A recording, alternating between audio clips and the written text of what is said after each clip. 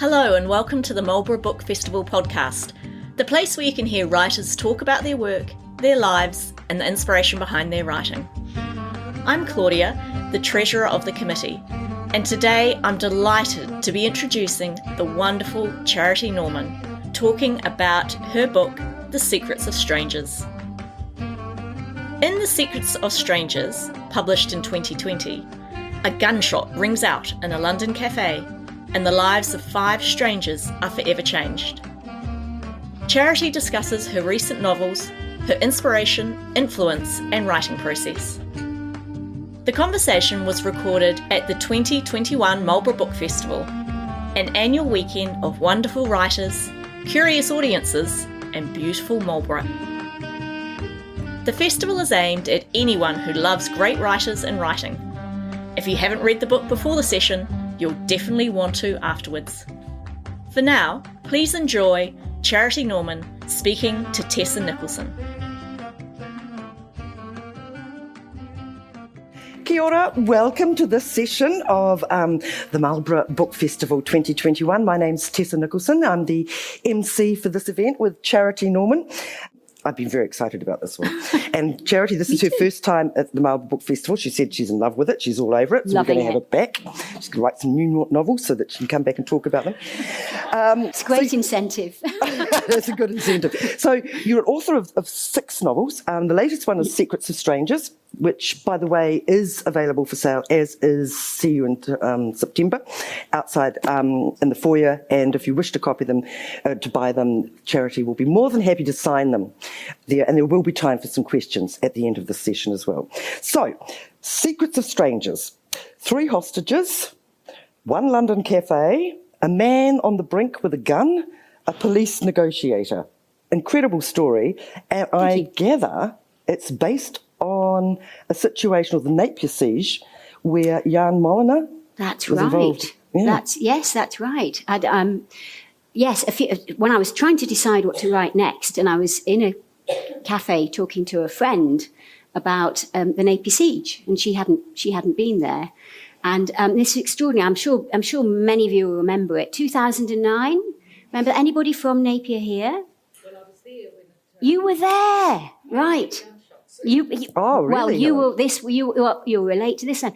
Yeah, I was there too, and in fact, we own a house on Chaucer Road, which is where this event took place, and Jan Molyneux was our neighbour, and my husband used to chat to him over the fence, and got to know him just a little bit, and I used to drive down that road every day and take my boys to school. They were supposed to be on the bicycles. They never were because, we're a very incompetent family.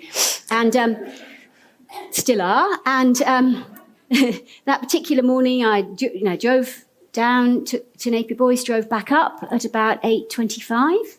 I was homeschooling my daughter at the time, and we were out in the garden. We didn't live in the house right next to Jan, but we were very close by, and we owned the house right next to Jan. It was tenanted. And I heard the first gunshots, as you described, and I knew what they were. You can tell, at first, is that a car backfiring? Then there's more, and you realise this is a gunman on the loose. And this went on for for a long time. If you remember, I think it was about 52 hours in total. And what had happened was a policeman called Len Snee, Senior Constable Len Snee, who was at school with my husband and all his brothers in central Hawke's Bay. It's a really small world, Hawke's Bay. He had visited Jan to look for cannabis plants, and Jan came home from a walk, saw the police there, lost his temper, grabbed one of his arsenal of rifles and started shooting. He shot Len Snee dead. Len Snee lay on the pavement outside our house for the next 52 hours. They could not recover his body. And the shooting went on. And another officer was wounded, was rescued by a motorist driving up the street who hid him behind her car. And I'd just driven up there.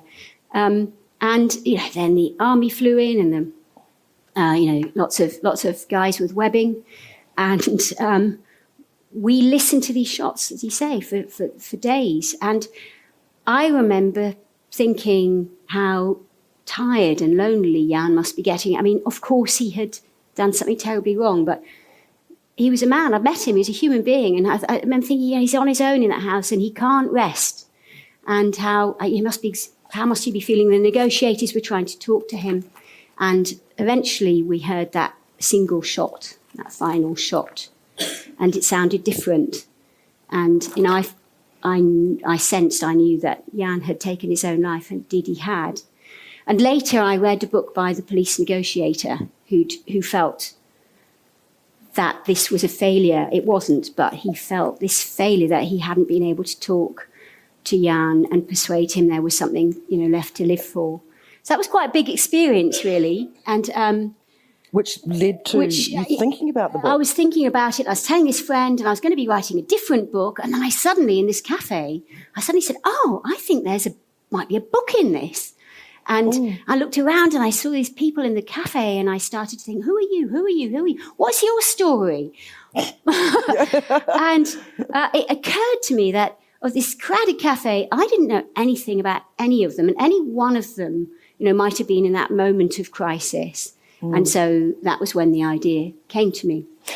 You must be a very compassionate person, because you do talk about, in an interview, I remember you saying something along there are few truly evil or irredeemable villains. Oh, wow. And, yeah. You did say this. I did say that. Talking about Jan, you're still giving him a human voice, even though what you admit that what he did was a terribly bad thing, particularly for the family. Absolutely, and it was tragic. It was a tragedy, and nothing I say should appear to undermine that. But who will cast the first stone, really? I mean, in Jan's case, the inquest was unable to find out, enough about really why Jan had gone completely nuts that morning, and he'd made an appalling mistake. And done a dreadful thing. What happens in Secret of Strangers? Yes. And the protagonist, the lone gunman with a gun, he realises he's done a terrible thing. He does. Yeah. He is more forgivable. I mean, Jan was really, that was an appalling thing. But in the Secret of Strangers, the man does walk in, he does shoot somebody.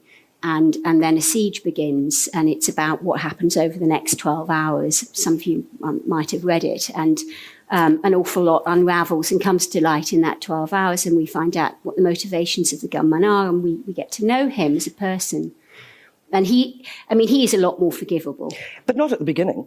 No, not at the beginning. No. And that's something that I love about your books, and all 6 novels, is that they're a slow, evolving process that you think you know the character at the beginning, but then that character develops and there's other sides of them that come out. No more so than A Secret of Strangers, where you've got these people in a cafe, as you say, don't know each other. And then all of a sudden, their stories, and everybody has an individual story. You've got a homeless man, you've got a lawyer, you've got a Rwandan refugee, yes. And then you've got a gunman, and then also you've got the story of the police negotiator. Yes. How did you decide on those main characters? Yeah, those ones. That's always tricky, because of course once you've started down the road with a character, you're kind of stuck with them for the next 2 years, and like them. You don't want to cock up and or make them too like your own family, because you wouldn't want to be stuck with them. So. I spent a long time thinking about that, and also what would be interesting, and what would be the demographic, and also a lot of time sitting in cafes drinking coffee. Which was a great hardship. Looking around me at people coming and going and trying to think about their stories and who they might be, and so I tried various combinations. But in the end, I was happy. The one that changed the most or evolved was the barrister. I had decided, my sister is a barrister and she lives in South London, and has had the barrister in this story is going through IVF. My sister had similar problems, so I thought it's too similar, and I changed her to a corporate solicitor and rewrote it and interviewed my niece, who's a corporate solicitor, and did the whole thing. And my editor said, do you think we'd make it back to a barrister again? So, and I was actually happy to do, because again, I felt actually that worked better for her.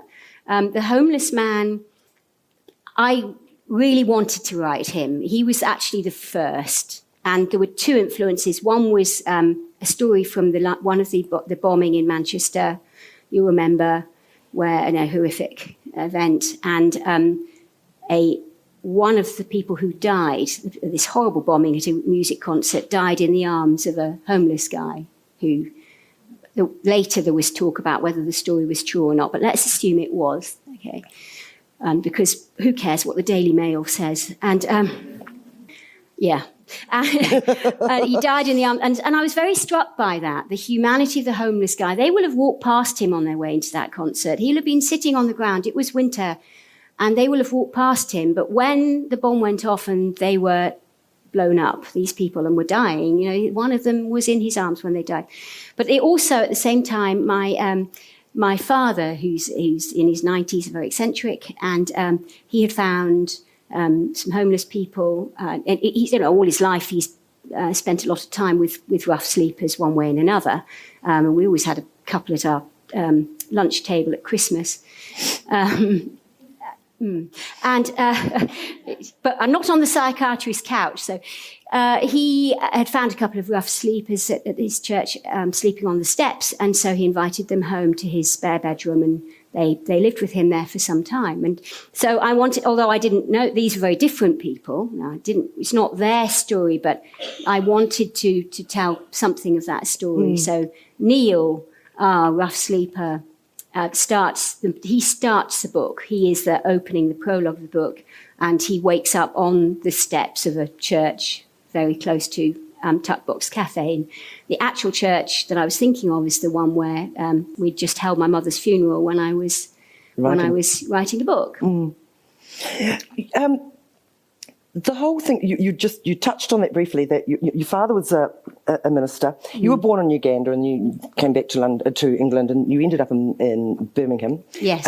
Your mother worked at a remand centre. You're one of 7, and you just touched on the fact that you always had extra people at the table for Christmas, but you were also all taught that if somebody knocked on the door and needed help and they weren't home, you were to bring them in and make them welcome. Yes. So you must have met some fascinating people.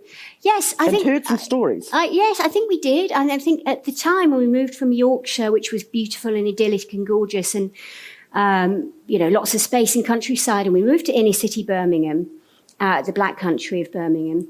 And at first it was a great shock. And where's the grass? Where are the trees? And the countryside and the space. And everything smells different and looks different. But in retrospect, I'm really glad. In retrospect, my parents were right to do that. They did it because there was more work to do there. And in retrospect, I think they were right. I met fascinating people from day one. And the rule was, no matter how young we were, if somebody came to the door needing help, and that happened several times a day in one of our parishes, we were to bring them in. We made sandwiches. My mother worked full time, but there was always a stack of sort of sandwiches ready to go. And normally one of my parents would be around. My father would talk and try and signpost people to where they could get help. But if he wasn't there, we were expected to do that as best we could. And there was one occasion where I took somebody in and gave him a sandwich and chatted for a bit, and later we discovered he was a recidivist sex offender, preying on young girls, and I was about 9 at the time. But he never laid a finger on me. I guess. Were you concerned about that in later life? What was wrong with you? I think he was. Yes, I was.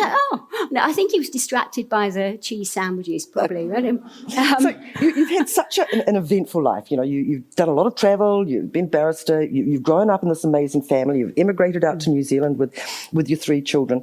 But what do you think has had the most influence on your writing out of all of those? The family, the missionary work, the social work, the travel. That's really the most influence of all. That's a really good question. I really think, and I did touch on this yesterday, I think that time in Birmingham was pretty important. I mean, when we lived in Yorkshire, I had become obsessed with the Bronte sisters because I was one of 7 living in a vicarage in the wilds, sort of near the moors, and so were they, and they all died, and we didn't, but can't have everything. Or in fact, a couple of my siblings later sort of did meet with accidents, but. And so I used to run around the moors making up terrible poetry and awful poetry. And one day I was in York Minster writing this appalling poem about the rose window, which some of you will have seen. Later was destroyed. There was a lightning bolt. But anyway, I was writing a poem, and a lovely, kind nun came up and she said, "What are you doing?" And I showed her my poem, and I was 7, I think. And she printed it in the York Minster magazine. So that was my first published work. And thankfully lost to posterity, because I'm sure it was utter garbage. Really embarrassing. But when we got to Birmingham, it was the listening. So my parents listened. They held this self-help group for people with mental health problems, which I talked about yesterday. And so I used to listen to that. I shouldn't have, but I did. And so I heard them, this constant talking about our feelings and how people are doing, and people at the extremes of their lives. And I used to sit on the bus and listen to conversations. And I became obsessed with communication. I realised that people were so lonely. I mean, I realised I was lonely. I was a lonely child. But I would listen, and I realised quite early on that people were lonely, were trying to tell I would hear somebody trying to tell her friend what are happening in her home or something, and I'd hear the friend not really listening, and I'd hear them having 2 separate conversations, and I wanted to get involved. I wanted to turn around and say, "No, can you tell me about?"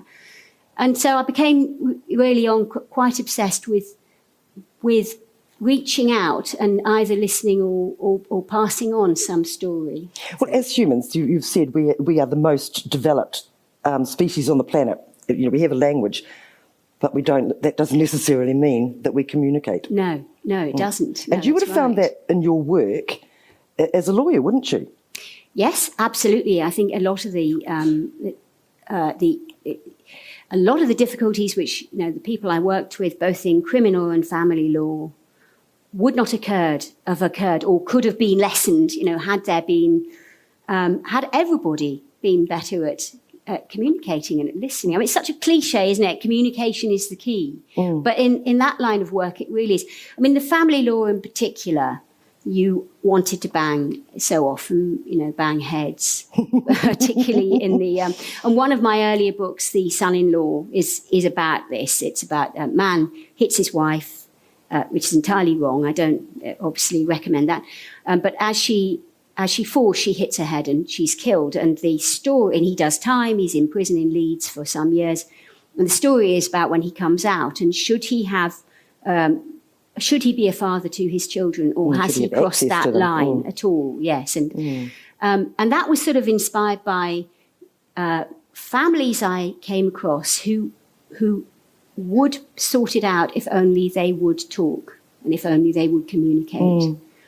So it is hugely important to me. I think I came up with Branavan yesterday. Sometimes good people do bad things. Yes. Yeah, and that idea of redemption is really important if you could just bring yourself to that.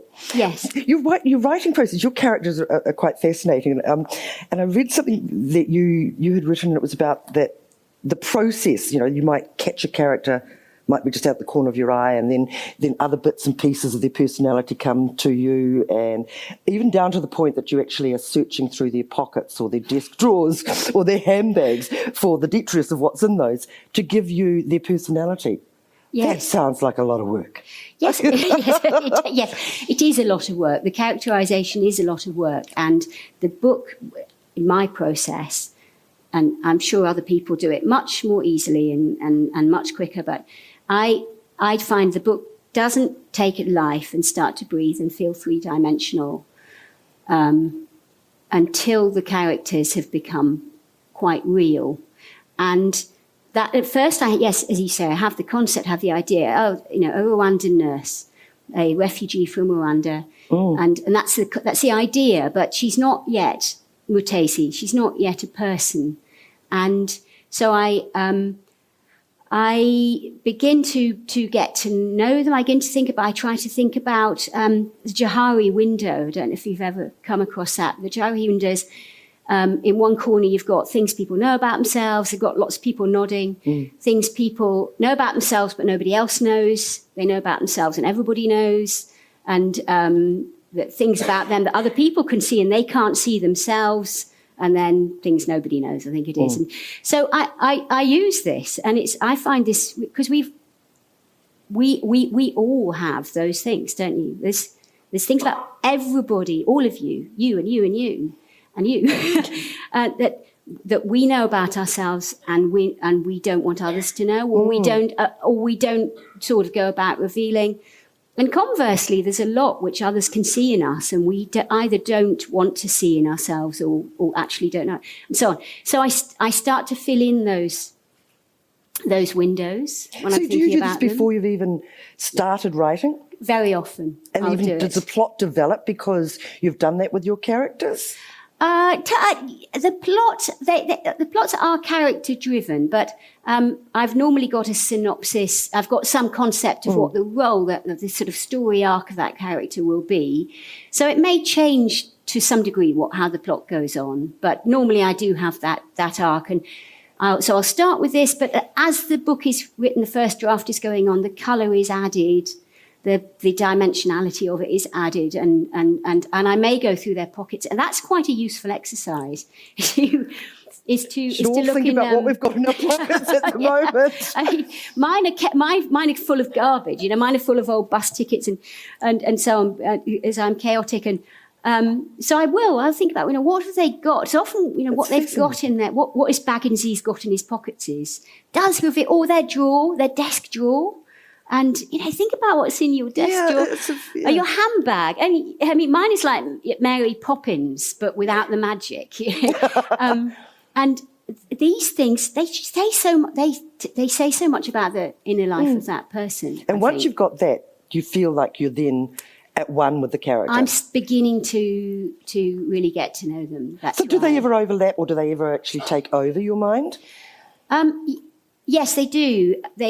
I go a bit funny towards the end. So there are many drafts. In the first draft and the second, there's more colour, and at the same time, I'm ironing and flattening the prose, to take out the seams and the repetitions and the extra adjectives. But at the same time, it's becoming more, in my mind, probably not for my poor readers, but more and more real. And there's a time towards the end where I'm doing what may be the final edit after it's been to the publishers and back. And I often go to a place by myself to do that. My family get in the way. I love them dearly, but if you've got somebody and you hear their feet clattering up the stairs and they're going to come and ask for their socks and you want to kill them. And that's my husband. That's bloody Norsewear socks, and so I really get you feel your back straight, your spine going, and you start to think could he manage without me? Anyway, so I tend to take myself off and See You in September, which is this book about a cult. All these really increasingly weird, and it starts normal and becomes stranger and stranger. And I did that final edit of that. A friend lent me her beach batch up on the cliffs up above Hawke's Bay, looking out. So you look out the front and you just see the sea rolling away. But it's in the middle of nowhere. It's up a long, you go through a gate and up through farmland. So I was there for a week. I took my own coffee, a bag of coffee, and all my own food, and I didn't see another human being for a week. But you did talk to the sheep. But I talked to the sheep and the odd container ship creeping along the horizon, and I go out and go, oh, human beings, hello. The world could have ended. You wouldn't have known. Not have known. I did talk to the sheep. There was a donkey, but by the end of the week, the characters had become so real, and you dream about them. And also, but I went a bit really weird, even weirder, and I started to think, I must tidy up. I must do this. I must sweep the floor because that's the rules in the cult. Oh, in the book. And you then took on Cassie's character. I became a bit inculcated in my own personal cult. It was a pretty hard time for you writing that because you had actually just suffered breast cancer. I had breast cancer. And your mother died of Alzheimer's. Gosh, that's amazing. Yes, that's true. Yes, while I was going through that process, complicated, yes. So I'm trying to. And Donald Trump got in as well. That was better to talk to the sheep. Yeah, it was. Even they would have been peeved off. It would have been. Yes, it was. Much as it was, it was. I thought it would be an easy book to write. It was difficult anyway because there were so many different characters. I'm a vicar's daughter, and I was essentially writing about loss of faith. I mean, I was in the Napier Cathedral choir at the time. People say, how do you write about cults? I was in the Napier Cathedral choir at the time and, listening to a lot of sermons and a lot of sort of obsessive, behaviour. And I was diagnosed in May with breast cancer. While I was waiting for, some of you will have been through this. You wait for your results and you wait for your, biopsy and all this. And you think, am I going to die? It's my funeral. Children are still young. What do I do? And then whilst waiting, my mother, who had been going downhill a long time, was getting, she was starting to get infections, pneumonia. Yeah. And I knew that because I'd worked with people in this situation, I knew that was probably going to be the end. But my siblings didn't seem to get it. And I kept saying, I think I better come over. And they said, oh, no, she's fine. Anyway, eventually I realised that time was really short.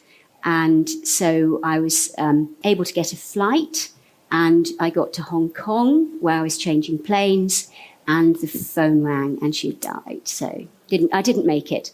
But it's all right because she wouldn't have, probably wouldn't have known me. But that was all going on while I was which is actually interesting because book. In See You in September, there's, you've got Cassie who's in the cult. She's come out to New Zealand for a holiday and she ends up in this cult. And Diana, her mother, is back in England desperately trying to get a way to come back. So Yes. There's kind of like you're desperately trying to get back to your mother who's dying, and the book is about a mother who's desperately trying to get her child back. Well, I suppose maybe there's something going on.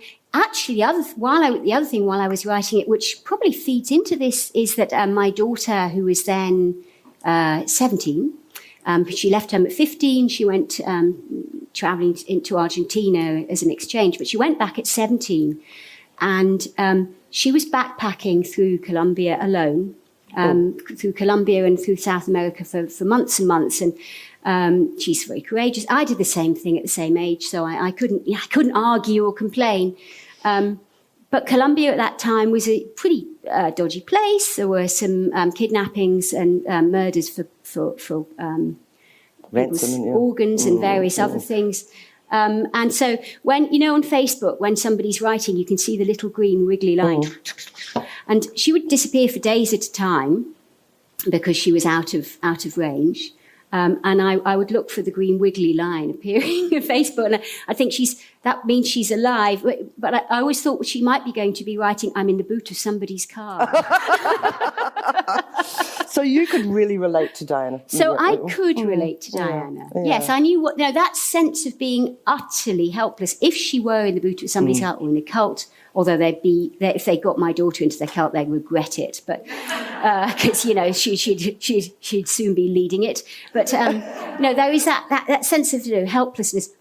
What would I do? How could I help? How can I? We're used to being able to help the people we love, aren't we? In some way we can normally do something.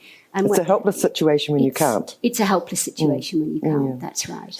So, one of the things that I know you did with The Secret of Strangers, which was intriguing to me, was that you actually trawled the internet for photos of people that looked the way you imagined your characters, and you had this.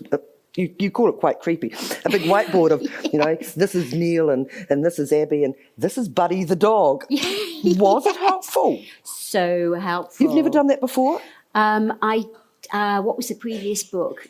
Yes, with my previous book was a book about a woman transitioning, and I had a photo on my screensaver of an actor of whom I'm very fond. He's in he is in the Sherlock Holmes, the BBC version of Sherlock Holmes. And my son came and said, Mum, have you got a crush on him? Like, what are you doing? And it was because this person looked like my character, and that's how I drew them. When it came to See You in September, I extended that, and I've done it I did it again with my last book. So it is creepy. So I look through, and I find they may not be actors, they may just be photos or whoever, and you'd be looking through, and you suddenly think, it's her! Oh my God, it's her. And so I print it out, I cut it out, and I put it on the board, and I have my cast there. Charles Dance was my cult leader. Charles Dance, the actor. As Justin? As Justin, yeah. And sometimes they change slightly from that, but it's really helpful because you're sitting there. I can imagine that you're looking at a person, them. you then get the characteristics, and you're seeing that person is actually now real, not just a figment of your imagination. Yes, it gives you all kinds of nuance, and it keeps you in touch. If you come down to and you unroll it. I actually came to one of the stages, one of the many iterations of that. We'd come down to Nelson, where my husband was working on a woodworking course, and we'd taken an Airbnb for 2 weeks. So I took it with me, my piece of paper, and I unrolled it and stuck it on the wall of my Airbnb in Nelson. And did they come in and clean and think that you had a very weird fascination with something? They must have, I was completely off my head. But, that was fairly accurate. So. You call yourself the most disorganised, chaotic person in the world, to the point that you turned up in court in London in mismatched shoes. Yeah. Were you pregnant? Because, I've done that when I've been pregnant. But my excuse was I couldn't see my shoes. But I think that you turned up actually to court with mismatched shoes. My pregnancies were probably due to chaos as well. They're 3 in 3 years. What's going on there? The mismatched shoes. No, I wasn't pregnant. There's no excuse. No. It doesn't. And I had endless opportunities to make a twit of myself in court. We've got 3 minutes for go for it. Endless opportunities. There were so many; it's hard to know which to pick from. But I remember very early on in my career, when my wig was still very white. My clerk sent me to St Albans, which in fact one of the characters is on her way to, and he said to me, "Miss Norman, tomorrow morning you're going to be in court 1 at 10 o'clock." And then you've got an appeal against sentence, and then you're going to be in court 2 for several smaller cases at 11 o'clock. And I said, you can't make me, you don't do that to me, because if I'm held, an appeal against sentence is a full hearing, in front of it's an appeal from the magistrates' court in front of a judge and 2 lay magistrates, nodding. So I said, that could take 2 hours, and I'll be late into court 2, and the judge in court 2, Her Honour Judge Rottweiler, literally eats. Well, I think she was Judge Velociraptor, actually. Yeah, Velociraptor, that's what I thought it was. Literally eats young barristers for, I can't do it. Have you seen her nails? And he said, no, Miss Norman. Now, he called me Miss Norman to my face, Chazza to my back. Miss Norman, he says, you'll be absolutely fine, because the first case on in court 2 is a 7-handed murder, which means there were 7 different barristers. It's going to take ages and ages. You've got plenty of time. Trust me, he said. So off I go. So I'm in court 1. I'm doing my appeal against sentence. My client was guilty, but nobody seemed to be, he was appealing his conviction. Well, I don't know if he was guilty or not, but there was an awful lot of evidence. And so I fought valiantly, but quickly. I was very frightened indeed. And the prosecutor was talking so slowly, and it was so awful, and time was going on and on. I was sort of starting to sweat. And then at the end, the judge said, well, my colleagues and I will now get up to consider our verdict. And I said, no, my client's clearly guilty. Just convict the bastard and let me get into court. So up he gets, and off they go, off for their coffee. And I'm sitting there saying, I'm so, and my wig your wig is really hot, and it's terrible for your hair. That's another subject. And so on. I'm waiting, and then I can hear their footsteps coming back. And at that moment, I saw a sight to freeze the blood in the veins of any junior barrister. And that was the clerk from court 2. And she was standing in the doorway going, "You're wanted in court 2. No, no, my career is literally in tatters. It's over. I'm probably going to be sent to the cells. And at that moment, the judge and the lay magistrates came back in, and they sat down, and to my astonishment, they found my client not guilty. So fabulous for him. So he sprang from the dock without a stain on his character. And I tried to go as well. But as I looked around, I realised that it's a raised days sort of thing, arrangement round a table at St Albans. And to my right, there were two elderly barristers with wigs sort of the colour of nicotine. One of them, I think, was already dead. The other was fast asleep. I mean, I couldn't ask them to move. They were waiting for the next case. And to my left, there were these women who, my sister's like one of them now. She's a QC. They were just terrifying. Couldn't ask them to move. It'd be like asking Kim Hill to move, you know. Like I couldn't do it. And so there was only one possibility left to me. And I had lived in New Zealand. I'd been a rouseabout in a shearing gown briefly and catastrophically, but I had been. And so I thought, well, I can leap over the back of the chair, of the seat behind me, this bench. I can see where this is going. So I put my hands on the back, and I did. I leapt gracefully over the top. As I did so, two things happened. First, I realised what I'd failed to appreciate, which was that it was a 6-foot drop behind me. It was on a raised platform behind the bench. Second, my gown caught on the upright at the top of the bench. So I was suspended upside down, like, with my gown and my skirt like hanging down, and I don't know how long my fruit bat impersonation lasted before my gown tore and I sort of tumbled unceremoniously to the floor, and I'm standing up and I'm picking up my books and I'm trying to look very dignified, but it's quite difficult to uphold the majesty of the English legal system when the judge, the two lay magistrates, the court clerk, the lady and all the people in the gallery, and the 5 Italian drug dealers who have just been called into the dock have all seen your knickers. How was Judge Velociraptor, though, by the time you got to her? Thankfully, I wasn't wearing a thong. It was just terrifying. Somebody had kindly kept her talking.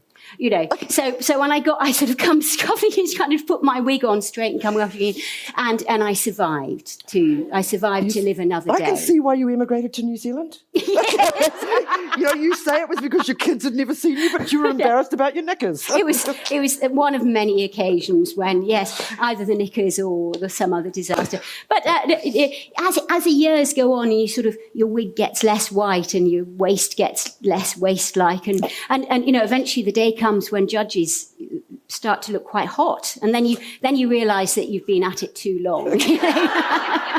It's like when policemen and doctors are far too young and you realise you've become old. Yes, exactly that. Why did you choose New Zealand? I mean, your husband's New Zealander, I take it? My husband is a New Zealander. Yes, he's I met him when we were both. I was in the Sahara Desert. He was. Please, story. Meet him under a lorry in the Sahara. Is that right? I need the story. So romantic, the Sahara. Oh, my God. Please tell us. So. She wants to tell us. Pour more wine. I'm set for the afternoon. So I was born in Africa, and I had lived in Malawi when I was 18.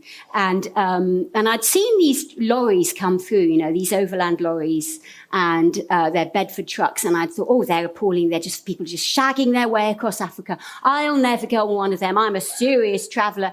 Anyway, a few years later, I was on this Bedford truck. Shagging your way across Africa. Shagging my way across Africa. So I had a broken love of... I was already qualified. Yes, I was. I was qualified as a barrister. But I'd had a broken love affair with a man called Charles. And I decided that in fact, we got back together, but by then I'd already decided to go on this lorry, you see. So I just jumped aboard, really. And it was heading from London to Cape Town. It was an 18-year-old, British Army Bedford truck. And I thought, well, I'll just take it across the desert and then I'll make my own way. I'll hitch my own way after that. So I got on board this Bedford truck and we set out and we set off across Europe and then we got into the Sahara Desert. And I had spent a bit of time chatting with the mechanic. And, he was kind of cute. And he wasn't at all like, anything my mother would have expected me to bring home. And he didn't speak Latin or Hebrew, and he wore his overalls. He was covered in oil, and he had his tool belt, and we burst 9 tires just crossing France and Spain. For this was a really old truck. I mean, this company was later closed down. Somebody died at the end of our trip, and the following year, the owner of the company died on a trip. It was a shower. But anyway, this gorgeous mechanic, and he had this lovely accent, and so we got chatting a lot in the Sahara. And I remember asking him, "Where are you from?" And he said, "Waipukurau." And I said, nowhere is called Waipukurau. But indeed, this was Tim Meredith. If any of you from Central Hawke's Bay? There were some, yeah, you are. Right. There were several yesterday, and the Meredith family, I mean, if you shot a shotgun down the main street of Waipukurau, you would hit a Meredith. They're literally everywhere. And so, it's a bit like shopping, isn't it? You go and they look lovely in the shop, and then you get them home.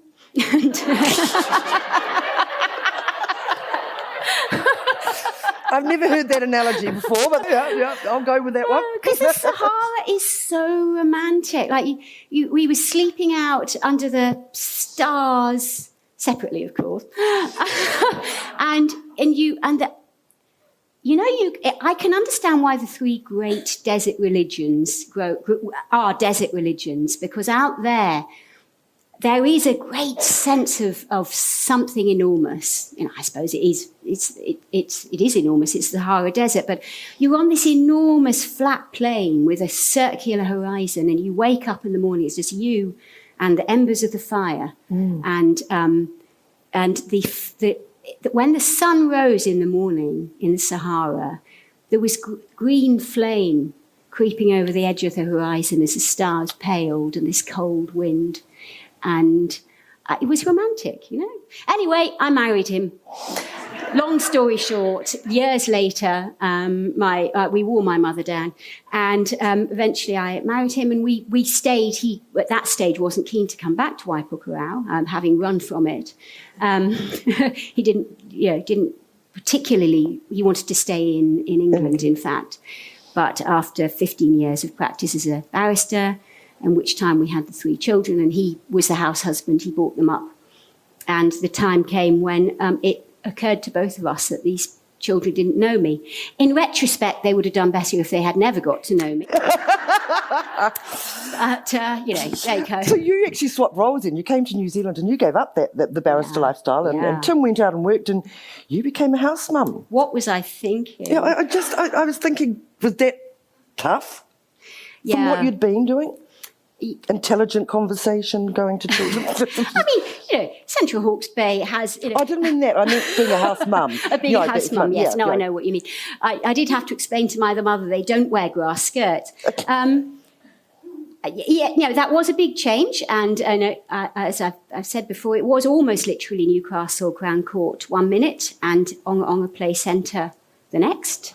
And they were lovely to me at Onga Play Centre. They gave me the Edmonds cookery book. And that's a rite of passage. And they patted my hand and said I would be all right and I would manage, because I think from their point of view I was just deeply incompetent, and I was. I am glad I did it. It was the right decision. But nothing goes quite as you smoothly. I think one of the loveliest expect. stories is when you went to go get your school uniform for one of the children, and they gave you a pattern and material, and you had to then turn around and make a uniform. Unbelievable! I remember I was trying to organise a school, and yes, I was talking in advance to this school. Right, you're going to come, the children are going to go to school. Where do I get the uniform? Oh, they said. You can get the pattern from the school, and you can get the fabric in Mr. Story's shop. I I was like, well, you mean what? It was just terrifying, this concept of that I was expected to be able to make this uniform. My mother-in-law she didn't just not buy the jar of stuff that you pour over your mince to make bolognese. She grew her own tomatoes and, bottled them, did the whole thing. And so, I did better as time went on. You were obviously a very intelligent person. You've done a lot of stuff, in your life. And it must have made you feel quite incompetent. Well, it did. I mean, I remember a great sort of shock to yourself. Yes, you have. Yes, exactly. That's true, because the thing that defines you, or which you have allowed to define you, is no longer there at all. It's completely removed. The props have been completely removed from under you. You are not that person. I have my wig and gown in my bag, but I haven't put them on. I don't. And you've spent years developing that, isn't it? You've spent years developing that persona. Yes, that's true. You have. You've trained. You've done it. You spent 15 years practicing. You have a practice. It was a good career. It was a really good career, and I gave it away. Why did I do that? See, I'm thinking about it now. Why did I? And you gave it away, and suddenly you are expected to be somebody else. I remember early on being invited to lunch with friends, and we had to bring a plate. And I did know I was supposed to put something on the plate. I did know that. But she said, bring a plate with finger food. And I didn't know what that meant. And I remember saying to my mother-in-law, who was still living with us at the time, we moved into her house so that she was going to move to town, and it was farming, family. And I said, I've got finger food plate. And she said, don't worry, Edmund's cookbook, page 62, coconut chocolate brownies. Even you can manage this.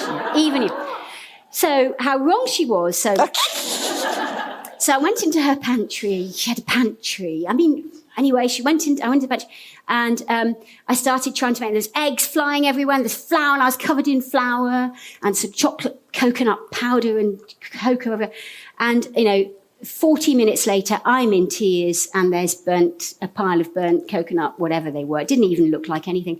I'm sure her oven, there was something weird. I think she bewitched it, actually. But anyway. So there's me, and she came in and she gently led me out. She said, don't worry, you go and have your shower. Go and have your shower and get changed. It'll be all right. I'll sort it out.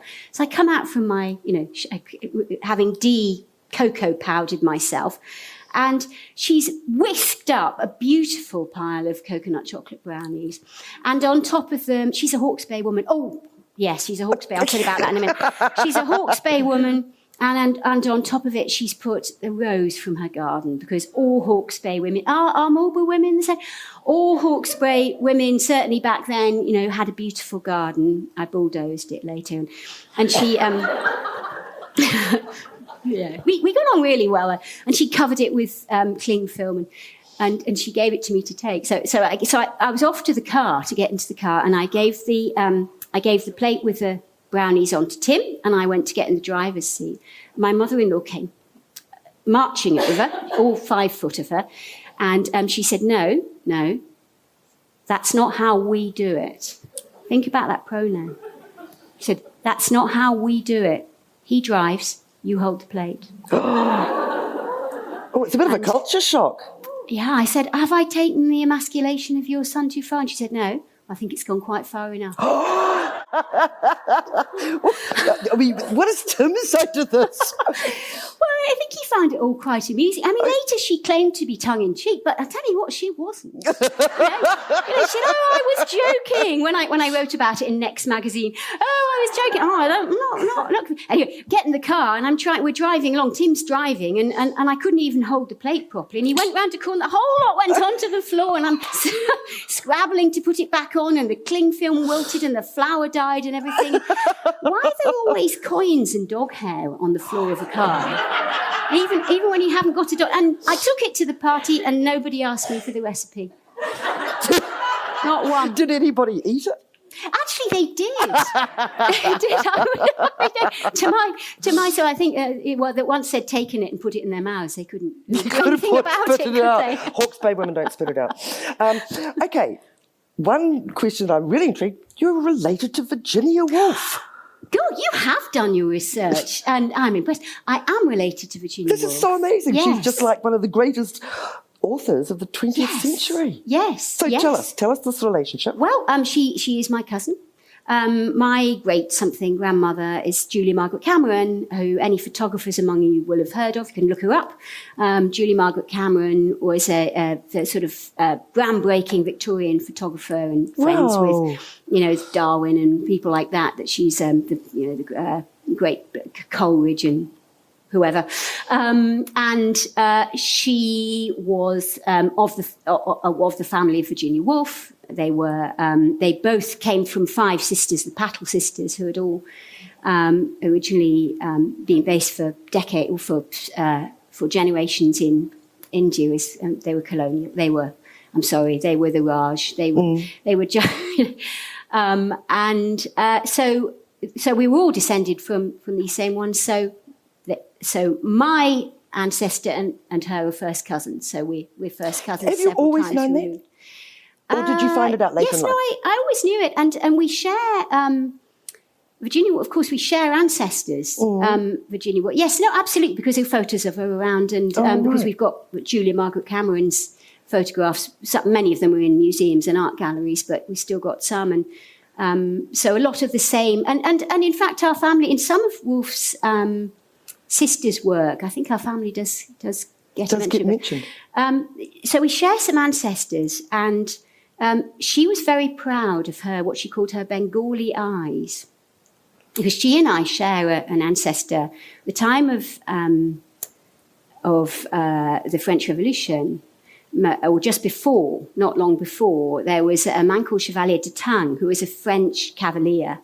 And he was in the court of Marie Antoinette, and was said to have become too friendly with her.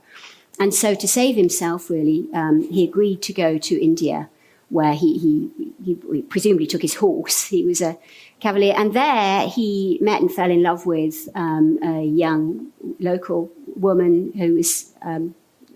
he met presumably in some court or other, and a Bengali woman. And 13 generations later is me, and Virginia Woolf and I both come from that ancestry. So we've both got the Pondicherry. Oh, that's so amazing. She talks about her Pondicherry eyes. That's it, her Pondicherry eyes. So, because you knew you were related to her, and she is such a tour de force in 20th century writing, did you find yourself following her, reading her? I mean, or were you influenced by that relationship? I suppose subconsciously you think you perhaps it helps you very slightly to think that you could be somebody who might want to write, that it's there. But there's an awful lot of other people I might have wanted to be like, and so I mean, Virginia Woolf she's Virginia Woolf. I mean, you don't sort of think, oh, I want to be like Virginia Woolf. That's probably asking a bit too much. Yeah. So no, I think it was there as an overarching influence that this is a part of who I am. And interesting, you've got a brother who writes as well, Norman. I have got a brother, Stephen Norman. Yes, he was less gloriously. He was director at the Royal Bank of Scotland, and that didn't end well. It collapsed catastrophically, but he wasn't that kind of director. He has written a thriller. And another one, I believe, is on the way. Yes, his first thriller was really very, very readable. Stephen Norman. Stephen Norman. So you're obviously quite creative as a family. You've got the relationships with with creative people in the past, but the fact that 2 out of the 7 of you are writers that's interesting. That's true. And for Stephen, it's been something he's come to in retirement. Yes, and I have another brother who was gumboot in Private Eye magazine.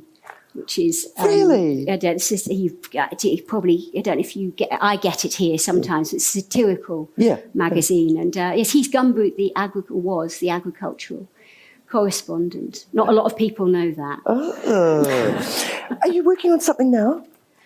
I am. I've got I'm due to deliver by the 22nd the rewritten, redrafted version of my next book, which should be out early next year. How does that feel? Like a lot of work still to do. Oh, right. but it's nice to be getting towards the end of that process, although my agent always says that I should have my next book written before the previous one comes out. And so there's always that sort of, that stress to try and come up with something else. So although I'm enjoying feeling this is coming towards the end, there's a lot, there's still more to do. So you've got to go up to the hut with the sheep?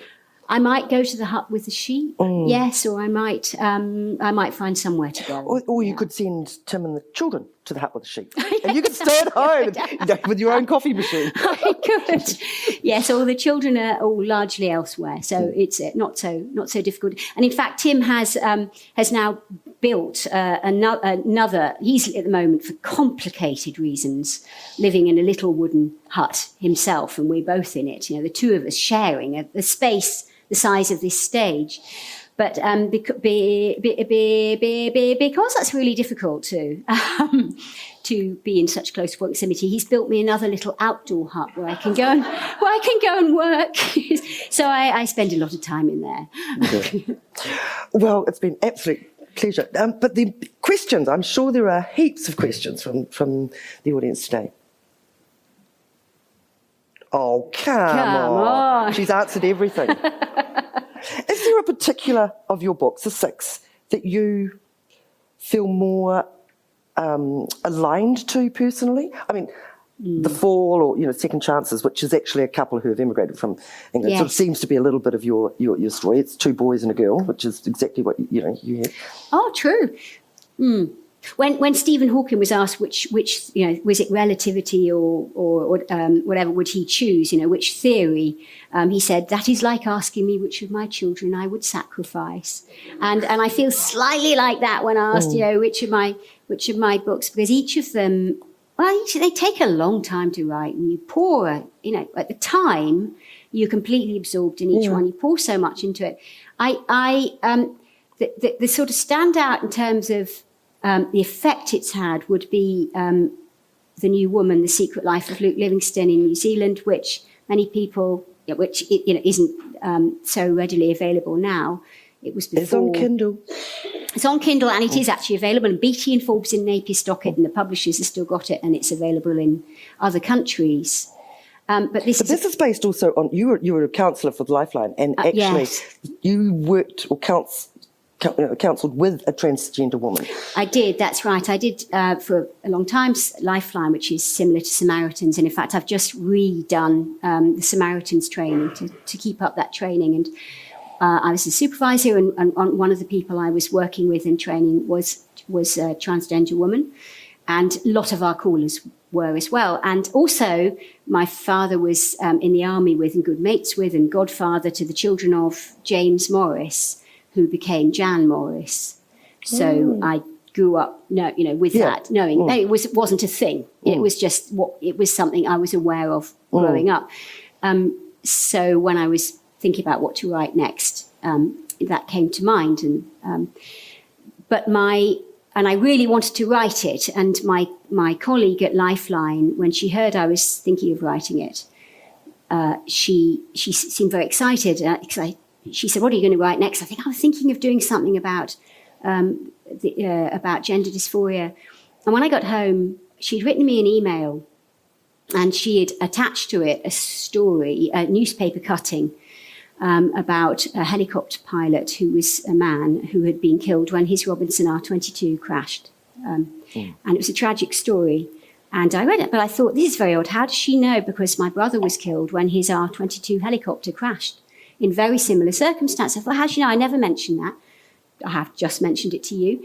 But then I realised, no, that's not, she didn't know. That wasn't it. What the story was, that this person who was being reported as male had been a woman for decades, and it had been reported differently. And so she said to me, Charity, do write your story, and please tell my story, and please help people to understand that we're not a figure of fun, we're not a drag queen, we're not mad. We are real people with a real contribution to make to society. And so, in your book, you portray that, you tell that story of the pilot, because there is a transgender woman, but when she dies and she's actually murdered, basically, her family refuse to bury her as a woman. Yes, and so they remove it. Yes, and they take that back. But it's so, yes, and so I did write it. But when I mentioned to my agent that I wanted to write this book, she was anxious about it, and I said, "Oh, come on, this is 20 whatever it is." New Zealand is a very very. And she said the European publishers may never. You will put them off, and they may drop you. And drop you absolutely. And the French publishers, for example, the Free and Grace, my first novel, did really well in France, and Second Chances. And then I wrote this one, and the French did not buy it, and they have never published another one of my books. So they never said that was why. I mean, maybe my other books didn't. You were warned. So she warned me. Yeah. She warned me. She so was it's really. A thing? It's a thing. It's a That's thing. horrific. Yeah. And although it won, it was a Radio 2 Book Club choice, and it was this and it was that, it actually sold fewer copies, in fact. So although we sort of had a claim, she was right. And I don't regret it, but I suppose if you ask me which, in a sense, am I proudest of, I suppose it is that. I say because I did it anyway, and I paid the price. Lucia, I think you did very well. And we've only got a couple of minutes, so is there any questions whatsoever, or can we? Oh, yes. Do you think it feels like there's been a change in society's thinking? Do you think if that book was republished now and promoted now, that would sell more? Interesting. It came out at the same time as Caitlyn Jenner came out. So I thought this is great timing. Everybody's talking about this, and certainly, I was interviewed by Radio. I was on Radio 4 and Radio Scotland and Radio Ireland, and they were all very interested in it. But it didn't. And some people did buy it, and some people have told me since it was their favourite book, and some people have said, "Oh, my daughter's going through this, and thank you for writing it."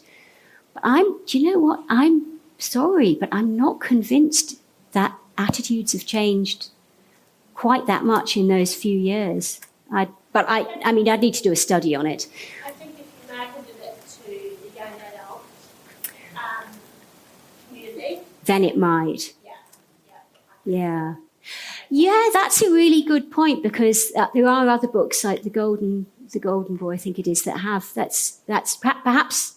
And if I'd made my protagonist Younger. a young adult, as it was, it's a 50-year-old plus person, a woman who has lived as a man. I mustn't get the wrong pronouns, So maybe you're right. That's a good point. the college library here. Yes. And all of the students, all of them, read this and stuff. Not just Yeah. but all of them. They all read this. Well, I'd be interested to know what they thought of The Secret Life of Luke Livingston. Yeah.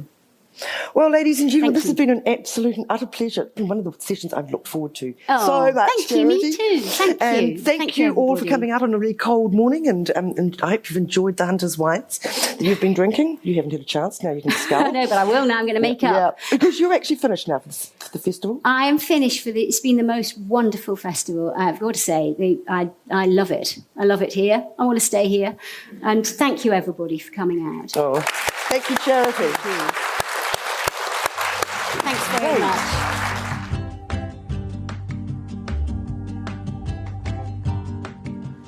That was Charity Norman speaking to Tessa Nicholson at the 2021 Marlborough Book Festival. A big thanks to all the writers that have supported the festival, as well as the audiences that have attended in person or listened online. If you'd like to learn more about the event, head over to marlboroughbookfest.co.nz. And if you've enjoyed this podcast, please do recommend it to friends and family. Thanks for listening.